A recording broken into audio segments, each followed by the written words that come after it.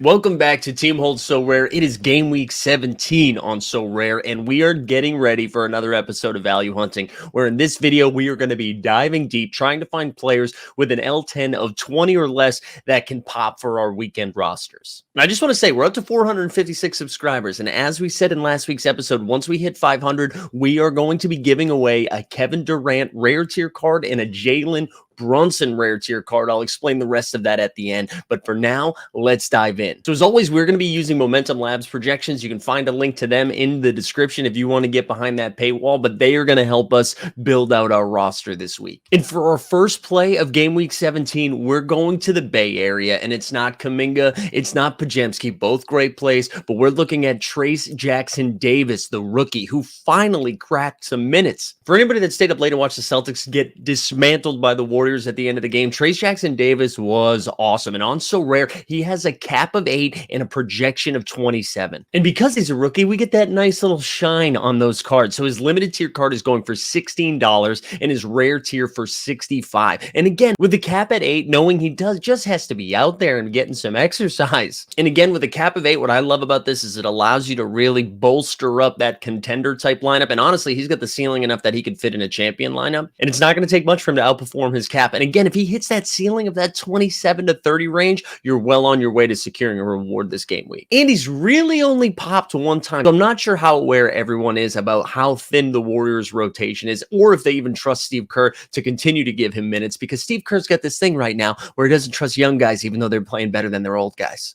All right, next up, we're heading to Cleveland, and we talked a little bit about Cleveland in last week's episode because we saw the Darius Garland news, we saw the Evan Mobley news, and now there's rumors that Donovan Mitchell might be on the move.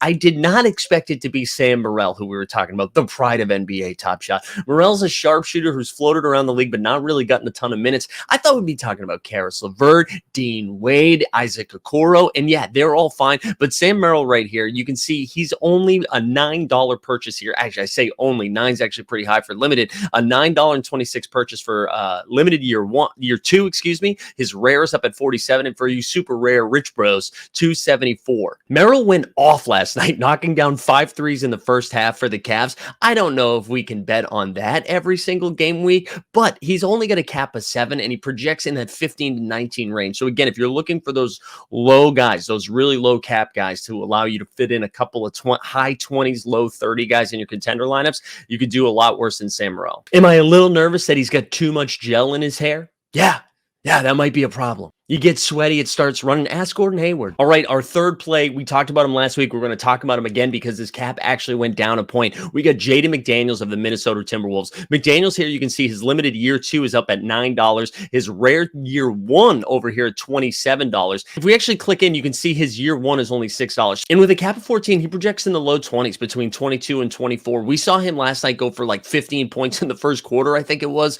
against the Sixers in a loss that they picked up. But McDaniels, who is now back from injury, his cap is at a place where he's going to easily outperform that. Now, McDaniels might not be a guy that's going to get you 50 points or something, but for a cap of 14, I feel very comfortable he'll be able to outperform that cap. All right, let's go back to Cleveland again. I already mentioned Okoro. Okoro is a fine play. He's got a cap of 14, and similar to McDaniels, projects right around 20 to 22. Okoro is somebody that, as our friend TST would say, is a part of the cardio club where he gets out there and he runs around a bunch with not always producing actual fantasy points, but minutes are gold when you're looking at these cheaper guys, and Okoro is going to be on the floor for quite a bit of time. All right, there's one more situation that we need to talk about. There was bad news coming out of Madison Square Garden last night as Mitchell Robinson, who we knew was going to be sidelined with a procedure for his foot, was going to miss 6 to 8 weeks. Well, now he's out for the season. And Tibbs turned around and brought on one of the oldest guys they could find in Taj Gibson. I still wasn't very excited to play Taj Gibson, even though Tibbs seems to be. However, Hartenstein left last night's game with an injury as well. So unfortunately, we are going to talk about Taj Gibson. Now, he's not projecting super well because this injury is fresh,